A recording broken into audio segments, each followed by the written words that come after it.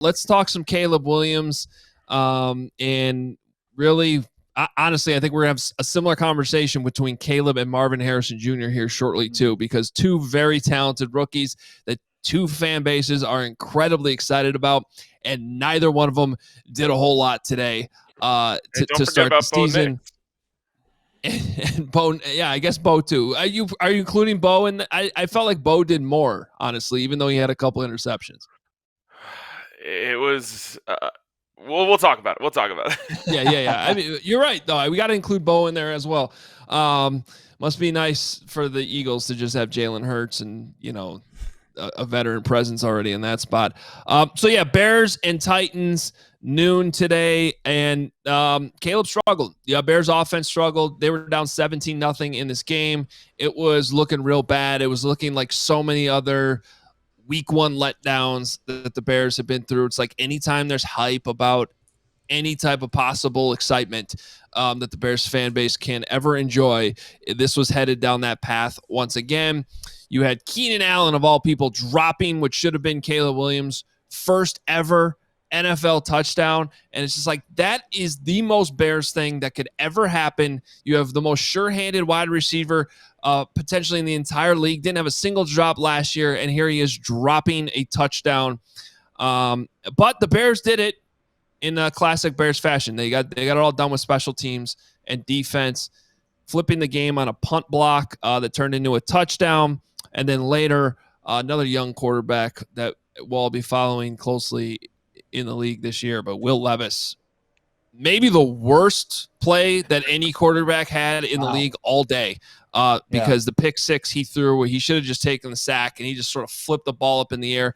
Tyreek Stevenson, with easiest pick six he'll ever get, goes the other way, and the Bears managed to win 24-17 with just 147 yards of offense. So the ugliest of possible wins off the bat, but the Bears do go 1-0. Zach, I'll ask you first if you have any reactions to this game, because with the Eagles being off today, I have a feeling that you managed to catch most of the games around the league while we are busy covering our individual teams as well. So what do you think about this one? Yeah, you hit it on the head.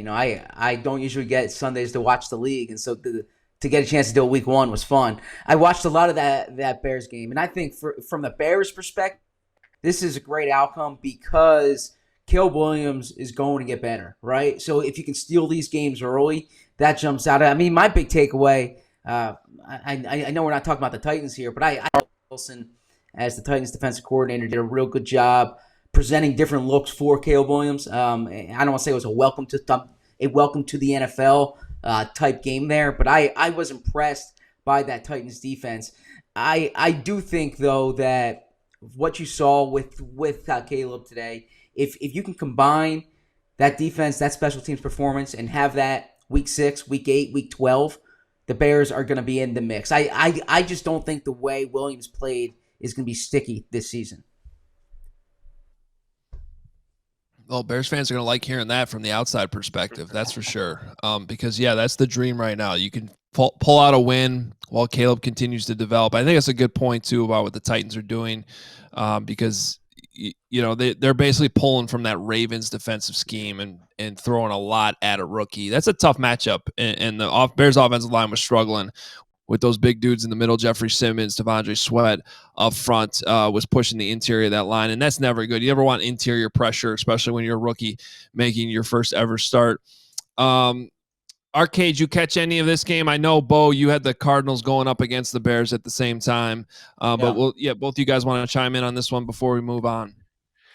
Yeah, I mean, I have two main takeaways from it, and the first one is similar to what Zach said, which is just like learning and winning is kind of the best way to do it, right? You'd love to be able to say, hey, we learned a lot of lessons today, and Caleb got good experience, and we came out 1-0.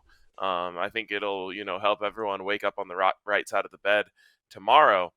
At the same time, I would be lying if I said it wasn't a little bit jarring to me to see Caleb struggle as much as he did. And all rookie quarterbacks are going to have their issues. I just expected to see more Caleb magic if you will. You know, like there was one play where he rolled out to the right and had a great throw to DJ Moore up the sideline, and like I kind of expected to see like 6 to 8 of those plays, and I think we got like 1 or 2 of them.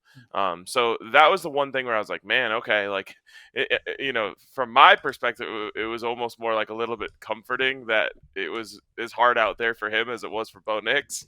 But regardless, I was a little bit surprised that I didn't see more kind of special plays. I'll say this, man. Will Levis dropping to his knees after throwing that brutal pick six was just peak cinema. To just see that somebody realize immediately just the blunder that he made. It was so funny. I've watched it on a loop quite a few times because you're right. I didn't get to watch it in live time. But I will say this, like the other two phases of football, like the Bears look pretty solid, right? I mean, as far as special teams, they score in that facet. You know, their field goal kicker, Santos, is perfect on the day. Booming punts all around the field.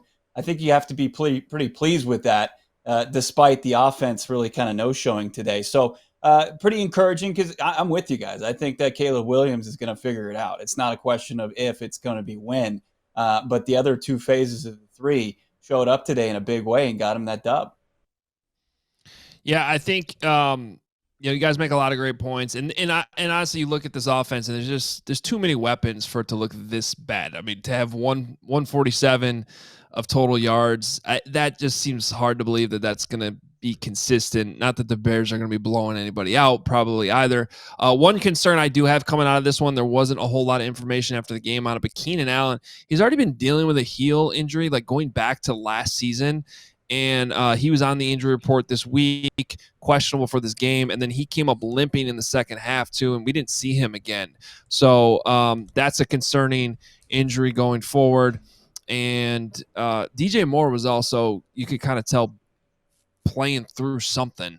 Took a couple shots, and all of a sudden, this whole thing can look a lot different. But if Keenan's out, more opportunity for Rome Odunze, who had a quiet first day, much like Marvin Harrison Jr.